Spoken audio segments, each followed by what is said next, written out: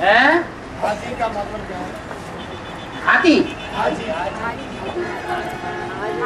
हाथी मना शुरुआत करो।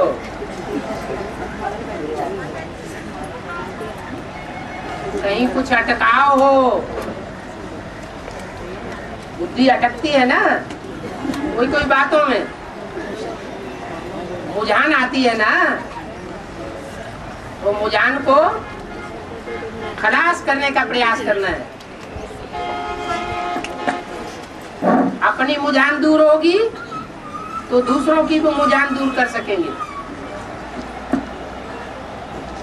खुद कोई बात में अटके हुए होंगे तो पुरुषार्थ ढीला होता रहेगा।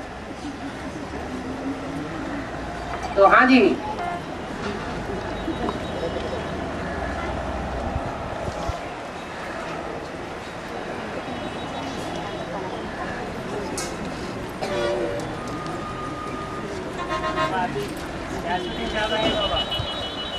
कौन से एक की शूटिंग चल रहा है? माइक लीजिए, आवाज नहीं। अभी कौन सी एक की शूटिंग चल रहा है? संकल्पों की शूटिंग का टाइम पहले ही बता दिया है। ब्रह्मा द्वारा संकल्पों से सृष्टि रची गई, तो ब्रह्मा द्वारा ही रची गई या ब्राह्मणों द्वारा भी रची गई? ब्रह्मा के साथ साथ ब्राह्मण भी हैं। तो कौन से ब्रह्मा की बात है? आज ब्रह्मा के द्वारा संकल्पों से सृष्टि रची गई या मध्य में रची गई? कब रची गई? आज में। आज में संकल्प शक्ति इतनी श्रेष्ठ थी, आज में आत्मा अपने स्वरूप को परिपक्व रूप में जानने वाली थी। जो बोला है आत्मा रूपी सुई की सारी कट उतरने पर तुम डायरेक्ट बाप से सीखोगे। तो जब तक डायरेक्ट बाप से सीखने योग्य ब्राह्मण बच्चे न बने, तब तक संकल्पों से सृष्टि का निर्माण कैसे करेंगे? तो वो टाइम कौन सा है? जब ब्राह्मणों द्वारा और ब्रह्मा द्वारा संकल्पों से सृष्टि रची जाती है। माना मन बुद्धि के अंदर प्लानिंग खाका खींचा जाता है नई दुनिया का। पुरानी दुनिया का विनाश कैसे होगा और नई दुनिया की स्थापना रूपी संगठन कैसे बनेगा, ये कब से शुरुआत हुई?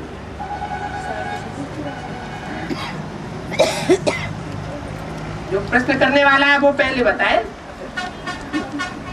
सभी के लिए एक नहीं है ना बाबा? हैं? सभी के लिए एक नहीं है ना? सभी 500 करोड़ तो हो ही नहीं सकते। ब्राह्मण बच्चे, वो ब्राह्मण बच्चे जो बाप को पहचानते हैं वही ब्राह्मण बच्चे। जो पहचानते नहीं है वो संकल्पों की सृष्टि रचते भी नहीं है। तो कौन सा टाइम है जहाँ से संकल्पों की सृष्टि की शुरुआत होती है? जहाँ से ब्रह्मा के 4 पुत्रों की शूटिंग की शुरुआत होती है। 76 से शुरुआत होती है, जहाँ से शंकर का पाठ शुरू होता है। दूसरी मूर्ति का, पहली मूर्ति का कार्यकाल और दूसरी मूर्ति का कार्यकाल और तीसरी मूर्ति का कार्यकाल, तीनों ही कार्यकाल 30-33 वर्ष के अंदर के हैं। 100 साल का संगम युग है। 100 साल का संगम युग 3 मूर्तियों के लिए बांटा हुआ है। जो ब्रह्मा की पहली मूर्ति है उसके द्वारा ब्राह्मण धर्म की स्थापना हो जाती है 30-33 साल में। स्वर्ग स्थापन नहीं होता, ब्राह्मण धर्म स्थापन होता है। उन ब्राह्मणों में गुरु वशिष्ठ और ब्रह्म विश्वामित्र जैसे पुरुषार्थी ब्राह्मण भी होते हैं, संख्या में थोड़े होते हैं। और रावण कुंभकर्ण जैसे ढेर के ढेर ब्राह्मण भी होते हैं। वो ब्राह्मणों की सृष्टि ब्रह्मा के द्वारा रची गई। फिर उनमें जो मनन चिंतन मंथनशील ब्राह्मण है वो संकल्पों की षष्ठी की शुरुआत करते हैं। तीसरे नेत्र की षष्ठी, तीसरे नेत्र की शुरुआत तो त्रिनेत्री के द्वारा ही होगी। तो 76 से लेकर और 2004-05 तक का जो भी पीरियड है वो सारा का सारा पीरियड 30-33 साल का संकल्पों की षष्ठी का है। उसके बाद तीसरी मूर्ति की शुरुआत होने तक अंतराल का पीरियड चलता है। जो अंतराल का पीरियड पहली मूर्ति की शुरुआत होने पर भी चला। ब्रह्मा की पहली मूर्ति सन 36 से नहीं प्रत्यक्ष हो गई। जब मुरली चलाना ब्रह्मा के द्वारा शुरू हुआ तब पता चला ये ब्रह्मा है।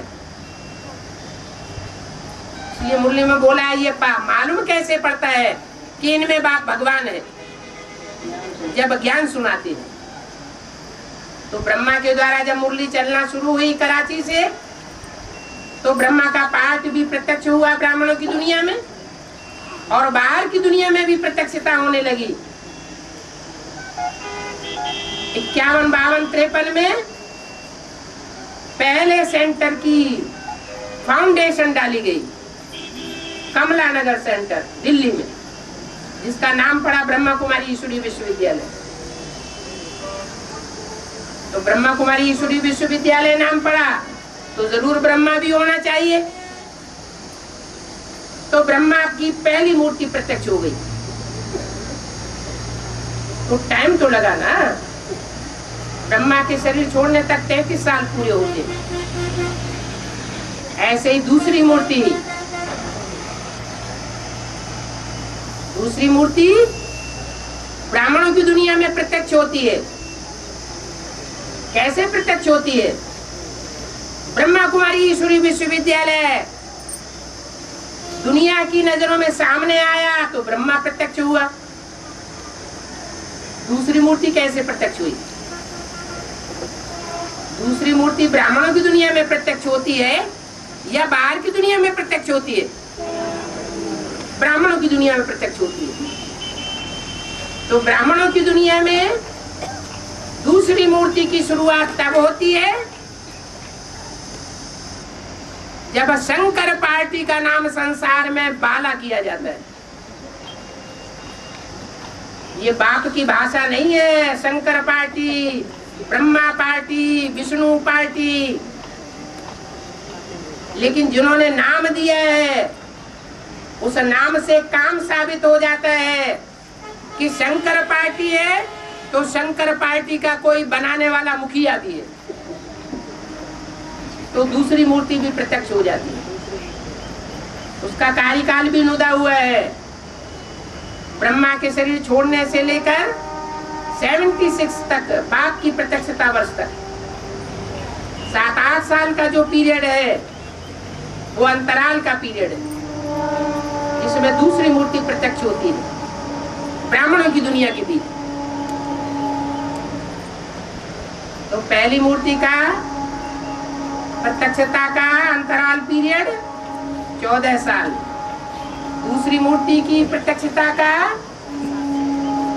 अंतराल का टाइम है 7-8 साल। ऐसे ही तीसरी मूर्ति विष्णु की प्रत्यक्षता का अंतराल पीरियड है 3-4 साल।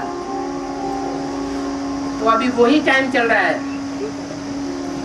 अभी अभी मुरली में आया, ये शूटिंग चलती रहती है, रिहर्सल होती रहती है।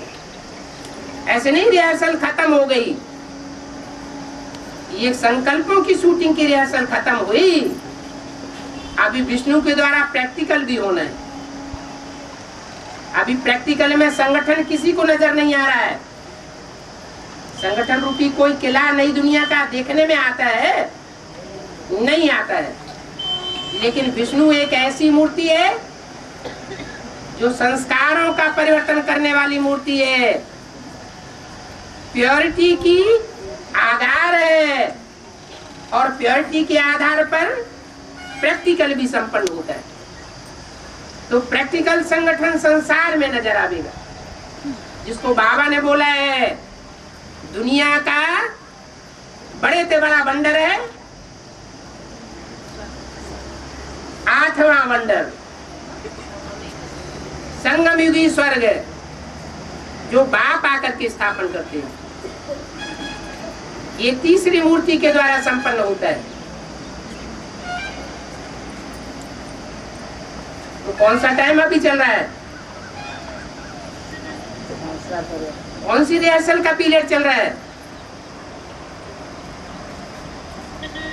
अभी संकल्पों की शूटिंग से लेकर के प्रैक्टिकल शूटिंग की प्रत्यक्षता होने तक का अंतराल पीरियड चल रहा है। और बाबा, क्या सभी ब्राह्मण युद्ध करते हैं ना विकारम से, और द्वापर से 16 युद्ध करना पड़ता है क्या? द्वापर युग से 16 युद्ध करना पड़ता है क्या? 16 युद्ध 16 युद्ध में युद्ध करना पड़ता है क्या? इधर जैसे विकारम पर युद्ध करते हैं ना, वैसे ही द्वापर युग में शूटिंग यहाँ होती है। जब शूटिंग होती है तो स्वर्ग की भी शूटिंग होती है, नरक की भी शूटिंग होती है। श्रीमत के आधार पर चलते हैं तो स्वर्ग की शूटिंग होती है, और मनमत और मनुष्य मत के आधार पर चलते हैं तो लड़ाई झगड़ा की नरक की दुनिया की शूटिंग होती है।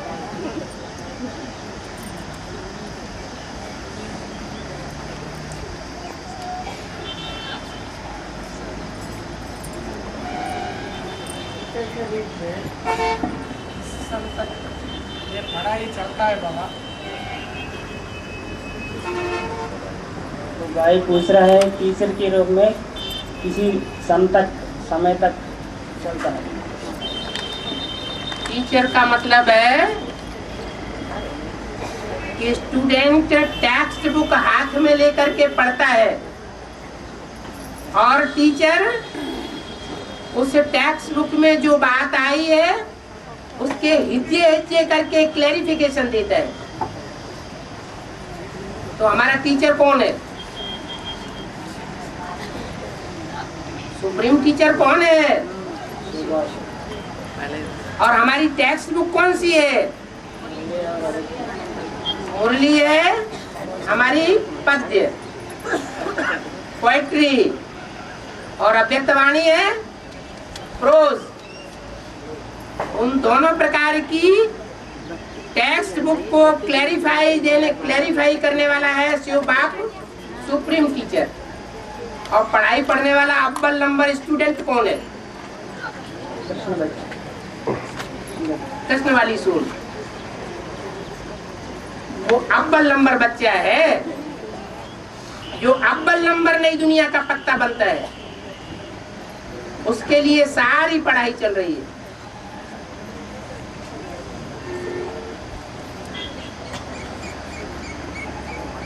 ये टीचर का काम तब तक चलता रहेगा जब तक सतगुरु का सख्त पाठ नहीं शुरू होता है। सतगुरु के द्वारा सदगति मिलती है, टीचर के द्वारा पढ़ाई मिलती है। जब तक जीना है तब तक पढ़ना है, पीना है। जिनकी सदगति होती जाएगी वो फिर दूसरों की पढ़ाई में लग जाएंगे। उनके पढ़ने, स्वयं के पढ़ने की बात नहीं रहेगी, उनकी परीक्षा भी खलास। पढ़ाई पढ़ने की बात खत्म, उनके लिए सदगुरु का पाठ हो जाता है। बाप, टीचर और सदगुरु। पहला पाठ कौन सा है? बाप का। दूसरा पाठ टीचर का, और लास्ट सदगुरु द्वारा सदगति। तो अभी मन बुद्धि की सदगति पढ़ाई के द्वारा हो रही है। ये ज्ञान जल है जिससे आत्मा का मल धोया जाता है। अभी सदगति किसी की हुई नहीं है, होने वाली है। अभी भी पढ़ाई का पाठ चल रहा है। और बाबा कोई मुरली में ऐसा कहते हैं दिल वाले बच्चे भी, और कोई मुरली में कहते हैं ज्ञानी का आत्मा बुद्धि से, दोनों में अंतर है ना बाबा? ज्ञान तो बुद्धि का चीज है, दिल तो भावना का चीज है। दिल और दिमाग दोनों का बैलेंस होगा तो सफलता प्राप्त होगी, या सिर्फ दिल वाले बच्चों से ही सफलता प्राप्त हो जाएगी? दोनों चाहिए, भावना भी चाहिए, श्रद्धा भी चाहिए, विश्वास भी चाहिए, और साथ साथ बुद्धि भी चाहिए। अगर श्रद्धा विश्वास भावना में बुद्धि का पुट नहीं है तो अंधश्रद्धा अंधविश्वास हो जाएगा। और बुद्धि माने मति, जो मत है वो श्रेष्ठ ते श्रेष्ठ की मत चाहिए, भ्रष्ट मत नहीं चाहिए। बुद्धि भ्रष्ट भी होती है, मति भ्रष्ट भी होती है, और बुद्धि श्रेष्ठ भी होती है। श्रेष्ठ ते श्रेष्ठ मति वाला है शिव बाबा। तो शिव बाबा की मति के आधार पर जो भावना वाले बच्चे हैं वो अगर उस आधार पर चलते हैं तो उनको जरूर सफलता मिलती है। बाबा भक्ति पूर्तिगांधी बट्टी చేయకూడదా చేయొచ్చునా?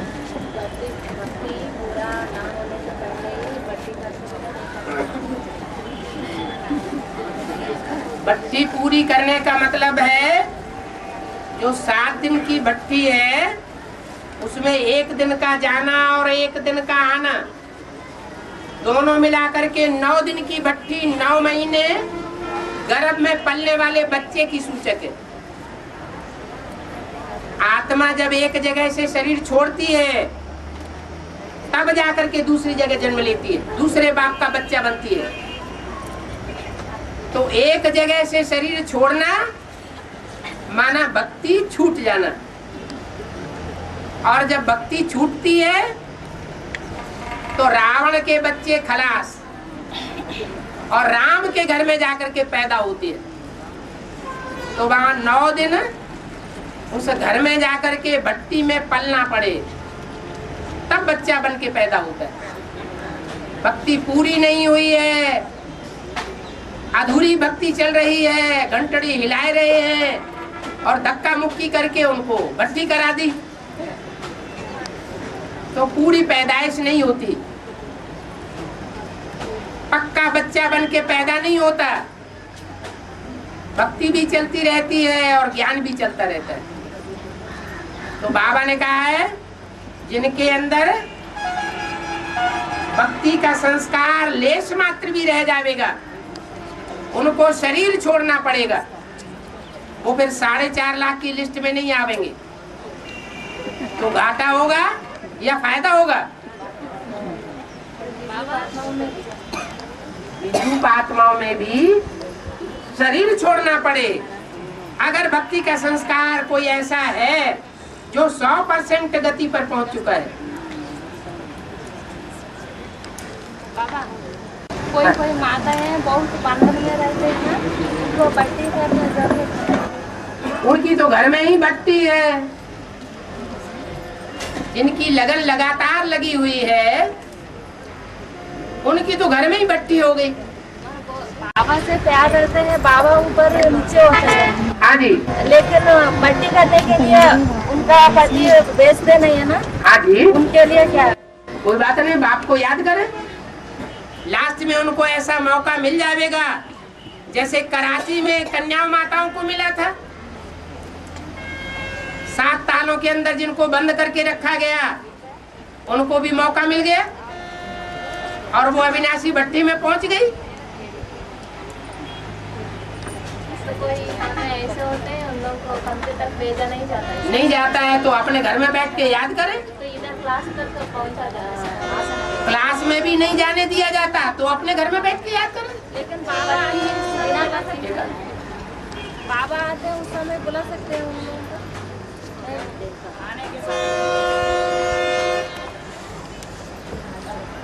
किसी को भी पट्टी नहीं किया तो बुलाना नहीं। भट्टी जब तक न करे, जब तक बाप के घर में जाकर के पैदा न हो तब तक सामने नहीं लाना है। कर्म बंधन कहीं न कहीं अटका हुआ है, तो बंधन लगता है।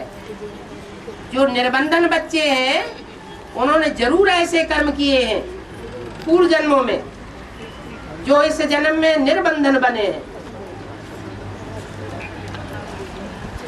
बाबा छोटी छोटी बच्चियों को बुला सकते, लेकर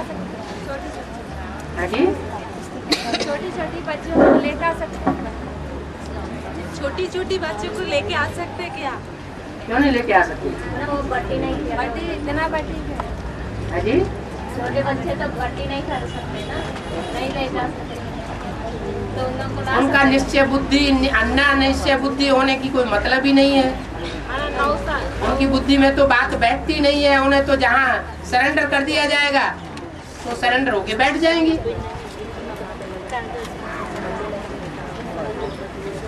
ज्ञान तो समझ की बात है ना। बच्चा समझदार नहीं हुआ है तब तक उसे ये कैसे कह सकते हैं ज्ञान मिल गया। हाँ जी,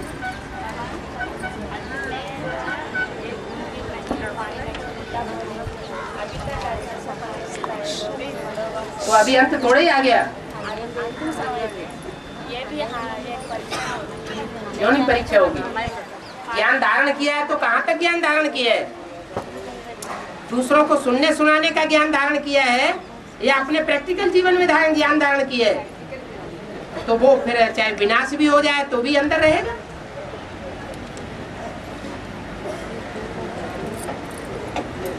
बाबा अष्टरत्न रहते हैं वो शरीर से रहेंगे। हाँ जी, फिर एक वार्तालाप में क्या सीढ़ी में बताया है, अष्टरत्न शरीर छोड़ के अष्टदेव में प्रवेश होंगे। अभी नहीं हो रहे हैं।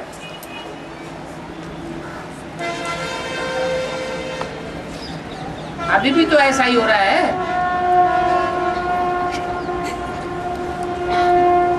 अष्टरत्न शरीर छोड़ के अष्टदेव में प्रवेश करेंगे ऐसे बताया। जो देव हैं वो सूर्यवंशी हैं।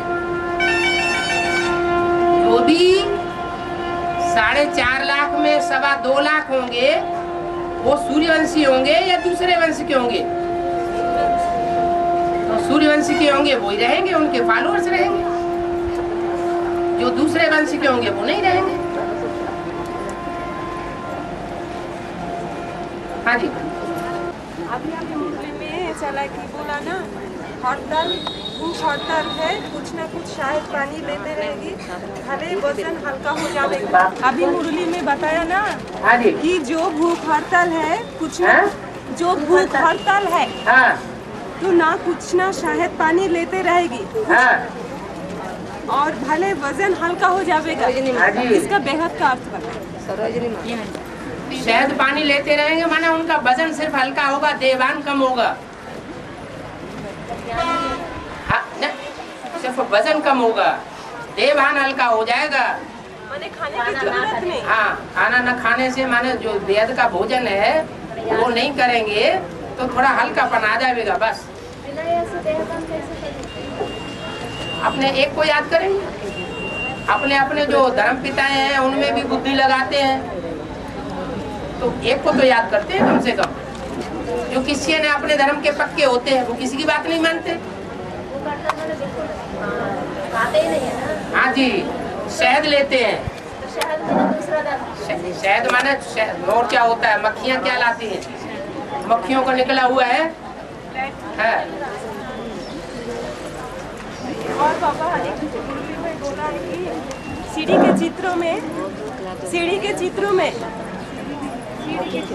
के चित्रों में भारत को भीख मांगते हुए दिखाया ना हाँ जी। विदेशों से। फिर बोला है और एक मुरली में बोला कि विदेशी भारत को लूट लिया। विदेशी भारत को लूट लिया और एक मूल्य में बोला। हाँ ऐसे एक मूल्य में बोला। हाँ, तो जो भीख मांगने का चित्र है वो तब का है जब भगवान इस सृष्टि पर आया हुआ है, और भगवान के आने से पहले विदेशियों ने लूट लिया। कैसे? अरे भगवान सन 36 के बाद ही तो आया, और विदेशियों ने सन 36 से पहले लूटा ना। ऐसे वेद में है, यहाँ भी पहले लूट लेते हैं, अभी लूट रहे हैं। फिर भीख दे रहे, लूटने के बाद फिर भीख दे रहे। हाँ, फिर भीख देते हैं बाद में। बेसिक में जैसे हुआ वैसे एडवांस में भी होता है। सूर्यवंशी बच्चा है, चंद्रवंशी बच्चा कैसे पता चलेगा? हाँ? सूर्यवंशी का है, ये चंद्रवंशी का है। बात सुनो समझो। ये सूर्यवंशी की बच्चा है या चंद्रवंशी की बच्चा, कैसे पता चलेगा माता जो जी? सूर्यवंशी बच्चा होगा वो सूर्य को फॉलो करेगा, जो चंद्रवंशी बच्चा होगा वो ज्ञान चंद्रमा ब्रह्मा को या बड़ी अम्मा को फॉलो करेगा, जो इस्लाम वंशी बच्चा होगा वो कुमार का दादी को फॉलो करेगा। और ब्रह्मा जैसी आत्माएं, ब्रह्मा जैसी आत्माएं आखिरत में प्रवेश करते हैं, आखिरत में प्रवेश। ब्रह्मा जैसी आत्माएं, ब्रह्मा जैसे आत्माएं अष्टदेव में प्रवेश करते हैं, अष्टरत्न में प्रवेश करते हैं। ब्रह्मा जैसी जो आत्माएं हैं, हाँ, वो इंस्पिरेटिंग पार्टी में है। इंस्पिरेटिंग पार्टी जो है उसको प्रवेश करने का काम ही मिला हुआ है। तो अष्टदेव में प्रवेश करते हैं, अष्टरत्न में प्रवेश करते हैं, वो बात है। जो जिस धर्म का होगा वो उसी में प्रवेश करेगा। इस्लाम धर्म का होगा तो इस्लाम धर्म वाले बीज में प्रवेश करेगा, बौद्ध धर्म का होगा तो बौद्ध धर्म वाले बीज में प्रवेश करेगा।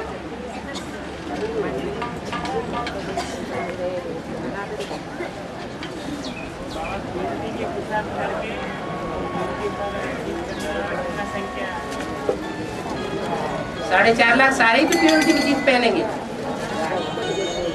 जो भी प्रजा वर्ग की आत्माएं होंगी, जो भी राजा वर्ग की आत्माएं होंगी, वो 4.5 लाख सूर्यवंशी होंगे ना, पक्के। प्योरिटी पर जीत पहनेंगे तभी तो राधा कृष्ण जैसे बच्चों को जन्म देंगे, नहीं तो कैसे देंगे। बाबा